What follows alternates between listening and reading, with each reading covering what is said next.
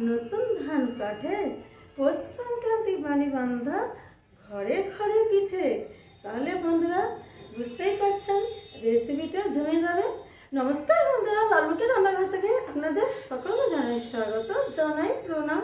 বন্ধুরা আজ আমি আপনাদের কাছে প্রথমেই বলে দিলাম রেসিপিটার কিছুটা ইঙ্গিত দিয়েছি না বন্ধুরা, আমি আপনাদের বলে দিচ্ছি কি বানাবো, সেটা হচ্ছে পিঠে পুলি।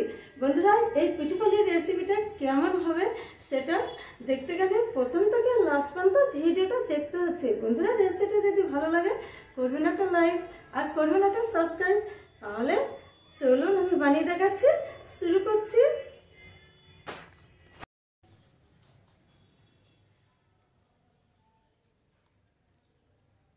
বন্ধুরা শুকনো গোলার নারকেলটা ছিলে নিচ্ছি। বন্ধুরা নারকেলটা ছিলা হয়ে গেছে, এবার নেক্সট স্টেপে আসছি ফিরে।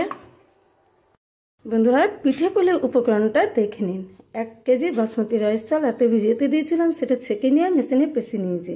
আর লাগছে 1 কেজি ফুল ক্রিম দুধ, লাগছে খোয়া ক্ষীর, কাজু লাগছে, কিশমিশ না, আর লাগছে 2 পিস তেজপাতা আর 4 পিস ছোট ইলাচ, আর লাগছে খাজুর গুড়। দেখতে পাচ্ছেন এটা ঢেলা গুড়। এটা আমি কীরমভাবে বানাবো প্রথম থেকে লাস্ট পর্যন্ত দেখবেন। লাগছে চিনি আর একটা গোলা আমি ছিলে নিয়েছি। এবার আপনারা প্রথম থেকে লাস্ট পর্যন্ত ভিডিওটা দেখবেন, এইটাই আমার বানাতে লাগবে। বন্ধুরা নেক্সট হবে আমি পুর বানাবো, সেটা কি করে আমি বানাচ্ছি আপনারা দেখতে থাকুন। গ্যাস জ্বেলে আমি কড়াইটা বসিয়ে দিয়েছি। এবার গরম হয়ে গেছে, আমি দিয়ে দেবো সামান্য জল। এবারে দিয়ে দেবো চিনিটা।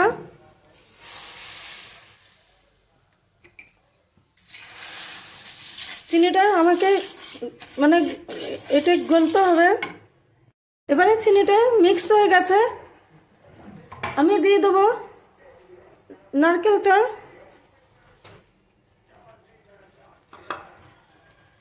বেশ করে এটা মিক্স করে নেব।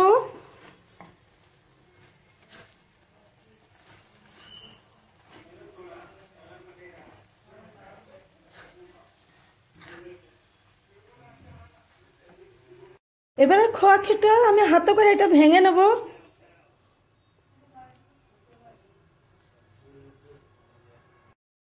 খোয়া ক্ষীরটা আমি ভেঙে নিয়েছি, আর কয়েক পিস কাজু এটা আমি টুকরো করে নিয়েছি।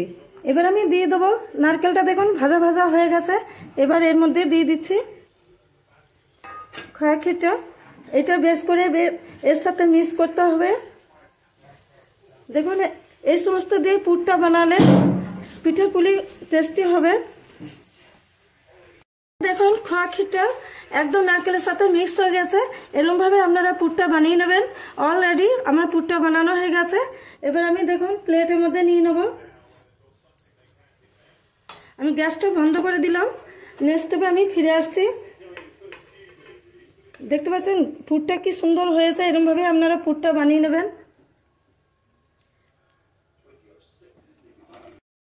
বন্ধুরা অলরেডি পুরটা বানানো হয়ে গেছে। এবার আমি নেক্সট স্টেপে ফিরে আসছি।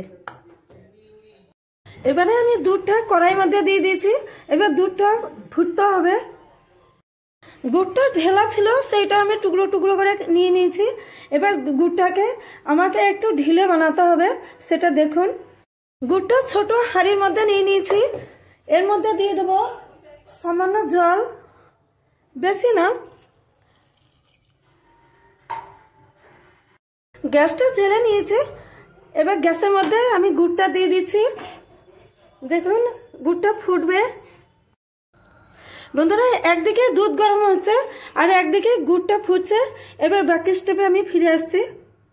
বন্ধুরা দেখুন গুড়টা আখে গুড়ের মতো ফুটছে।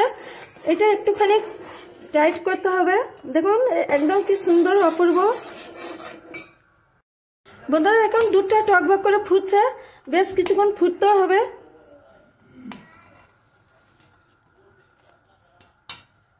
গুড়টা দেখুন একদম কি সুন্দর টাইটও হয়ে গেছে আমার গুড়টা।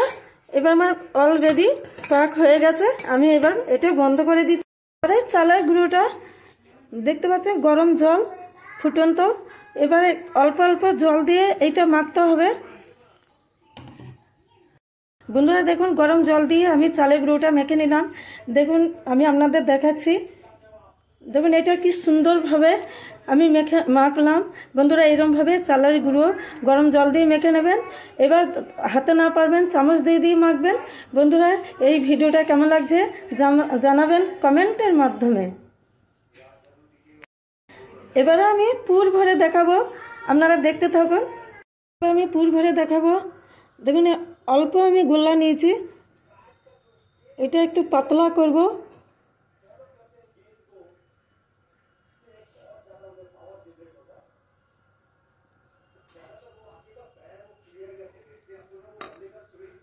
এবার পুরটা এরকমভাবে দিতে হবে। এবার দেখুন কিরকমভাবে মুখটা মাখছে।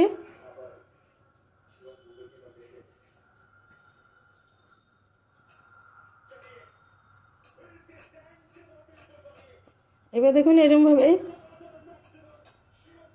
মুখটা মেরে নিচ্ছি।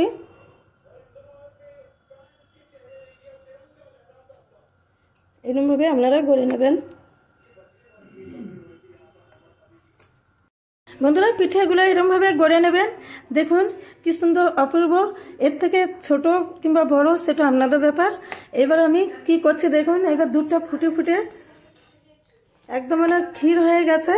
এবার আমি দিয়ে দেবো গরম মশলা, তেজপাতা আর কাজুটা আমি দিয়ে দিলাম দুধের মধ্যে। এটা বেশ একটুখানি নেড়ে নেব। এবারে পিঠেগুলো দুধের মধ্যে দিয়ে দেবো। দেখতে পাচ্ছেন পিঠেগুলো কি সুন্দরভাবে মুখগুলো আমি মেরে নিয়েছি। এরকমভাবে আপনারা গড়ে নেবেন।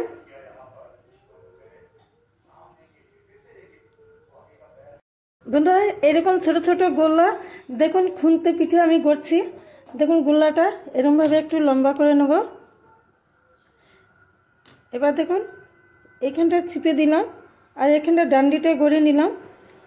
দেখুন হয়ে গেল খুন্তি পিঠে। এরকমভাবে আপনারা সব রকমভাবে গড়তে পারবেন। এবারে খুন্তি পিঠেগুলো আমি দিয়ে দেবো এর উপরে।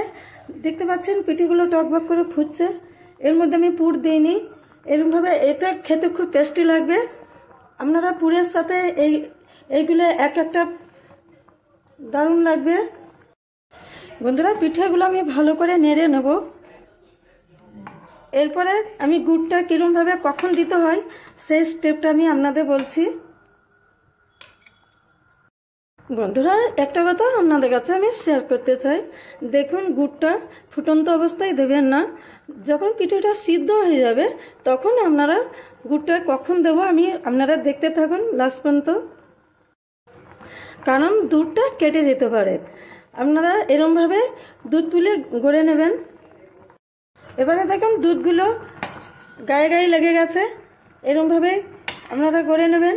বন্ধুরা দেখুন পিঠেটা আমার অলরেডি সিদ্ধ হয়ে গেছে। আমি আপনাদের তুলে দেখাচ্ছি। দেখুন আমি মানে হাত দিয়ে দেখবো না, কেন এটা গরম আছে। আপনারা দেখে বুঝতে পারবেন। এরমভাবে আপনারা তৈরি করবেন। অল কমপ্লিট আমার দুধে সেদ্ধ হয়ে গেছে। আমি গ্যাসটা বন্ধ করে দিলাম। এবার আমি কি করব দেখুন। দেখুন আমি পিঠেটা একটু ঠান্ডা করে নিয়েছি, খুব একটা ঠান্ডা না। আমি গ্যাসে থেকে নিচে নিয়ে নিয়েছি। এবারে দেখুন আমি গুড়টা দেব। দেখুন গুড়টা কি সুন্দর হয়েছে। এরমভাবে আপনারা গুড়টা যদি ঢোলা গুড় থাকে বানিয়ে নেবেন। আমি গুড়টা দিয়ে দেবো পিঠের মধ্যে। এরমভাবেই আপনারা পিঠে পুলিটা বানাবেন। দেখুন খেজুরের গুড়টা কি সুন্দর অপূর্ব।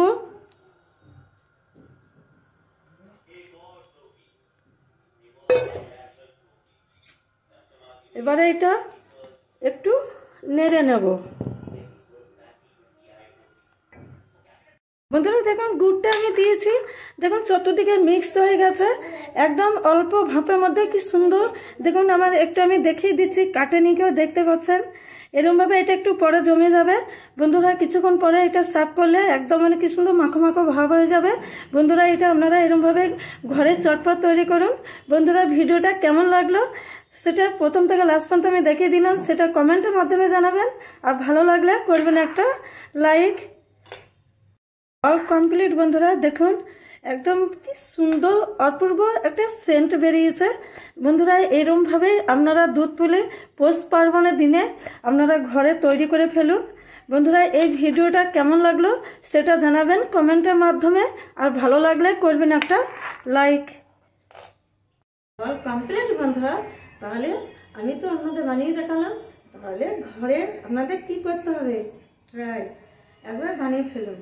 বন্ধুরা ভিডিওটা যদি ভালো লাগে তাহলে আপনারা করবেন একটা লাইক, করবেন একটা সাবস্ক্রাইব। আমি নেক্সট ভিডিওতে ফিরে আসবো। আপনারা ভালো থাকবেন, সুস্থ থাকবেন। হ্যাপি মকর সংক্রান্তি।